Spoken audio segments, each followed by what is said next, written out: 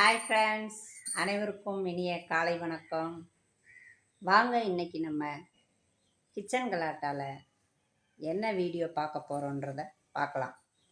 ஓகேவா? இன்னைக்கு என்ன சமையல், என்னென்ன கலாட்டா எல்லாம் நடக்கும். அது என்னன்றதை பார்க்கலாம். வீடு இன்னும் ஒதுங்க வைக்கல மக்களே. பாருங்கள் மக்களே, ஜாமான்லாம் அப்படியே கிடக்கு.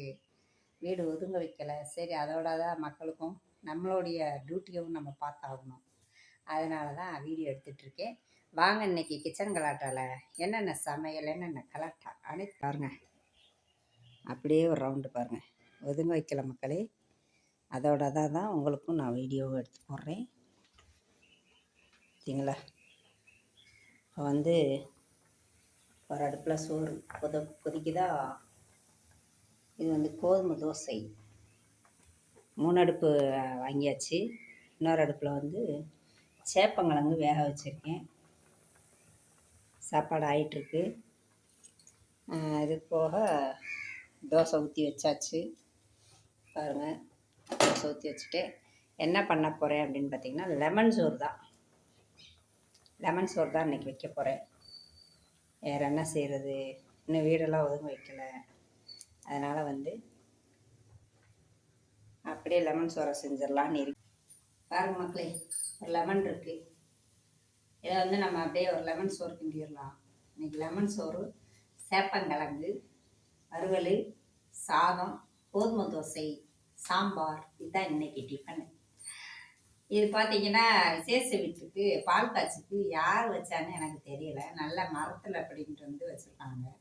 அந்த உறவுகளுக்கு ரொம்ப நன்றியை நான் தெரிவிச்சுக்கிறேன். சூப்பராக இருக்குது. பழம் அப்படியே செடியிலேருந்து கட் பண்ணி கொண்டு வந்திருப்பாங்க போல். விசேஷ வீட்டில் வந்து தட்டில் வச்சுருந்தாங்க.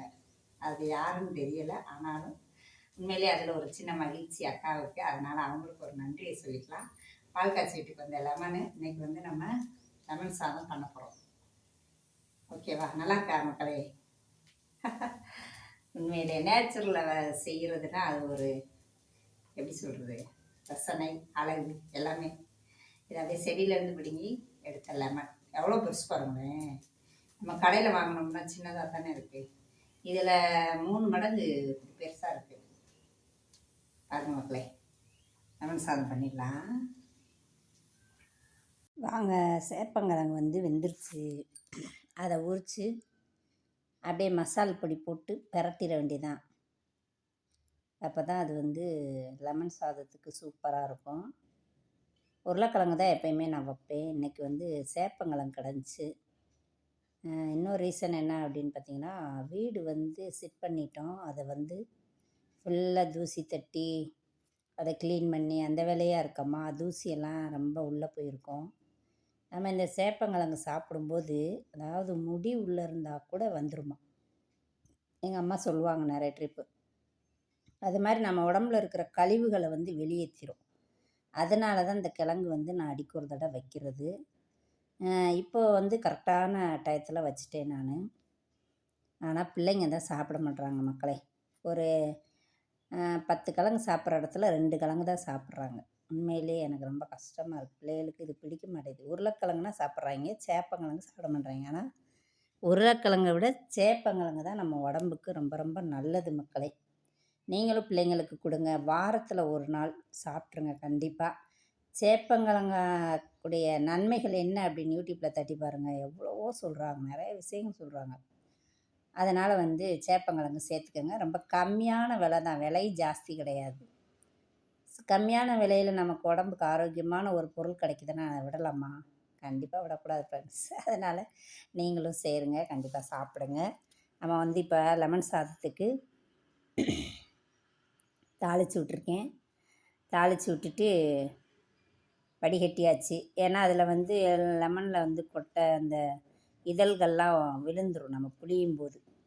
அதனால் அந்த லெமன் புளியிறது வச்சுருக்கேன். ஆனால் அது எங்கேன்னு தெரியல. இன்னும் வீடு ஒதுக்காதனால அதெல்லாம் தேட முடியாது. அதனால் என்ன பண்ணேன்னா, இந்த மாதிரி டீ வடிகட்டி வச்சு வடிகட்டியாச்சு. அவ்வளோதான். சாதத்தை நல்லா ஆற வச்சுட்டேன். ஆற வச்சுட்டு அதில் அப்படியே கொட்டியாச்சு. லெமன் சாதத்தை அப்படியே கிண்டிட வேண்டியதான். இதில் என்ன பண்ணேன்னு பார்த்தீங்கன்னா, மிளகா வத்தல் போடலை மக்களே. மிளகா வத்தல் போடாமையே தாளிக்கிறேன் நான். பார்த்தீங்கன்னா கிளறிட்டு உப்பு எல்லாம் கரெக்டாக இருக்கான்னு பார்க்குறேன். புளிப்பு கொஞ்சம் ஜாஸ்தி ஆயிடுச்சு. என்னடா புளிக்குது அப்படின்னு பார்த்தா, மிளகா வத்தல் போடவே இல்லை ஃப்ரெண்ட்ஸ். அதை வீடியோவில் பார்த்தீங்கன்னா தெரிஞ்சிருக்கும். ஐயய்ய! இது என்னடா அப்படின்ட்டு, இதனால தான் நான் வந்து கிச்சன் கலாட்டா அப்படின்னு ஹெட்டிங்கே அதனால தான் வச்சுருக்கேன். இந்த மாதிரி நிறைய விஷயங்கள் கலாட்டா நடக்கும் நம்ம சமைக்கும்போது. அப்புறம் என்ன பண்ணேன், திருப்பி எண்ணெய் விட்டு கொஞ்சம் எண்ணெயும் வந்து லெமன் சாதத்துக்கு பத்தாத மாதிரி இருந்துச்சு. ஆஹா! நல்லதா போச்சுன்னு சொல்லிட்டு, எண்ணெய விட்டு அதுக்கப்புறம் ஒரு 4, 5 மிளகா வத்தல கிள்ளி போட்டு, திருப்பி அத வறுத்தெடுத்து அப்படியே சாதத்தில கொட்டி பெரட்டினேன் மக்களே. பெரட்டினோனே லெமன் சாதம் ரெடி. இது வந்து சேப்பங்கிழங்கு ரெடி பண்ணிக்கிட்டு இருக்கேன். எல்லா பொடியும் போட்டு, உப்பையும் போட்டு, தூள் உப்பு போட்டு அப்படியே பெரட்டிற வேண்டியதான். வீடியோ பிடிச்சிருந்தா லைக் பண்ணுங்கள், மறக்காமல் சப்ஸ்கிரைப் பண்ணுங்கள். மலர் ராஜா சேனலுக்கு சப்போர்ட் பண்ணுங்கள்.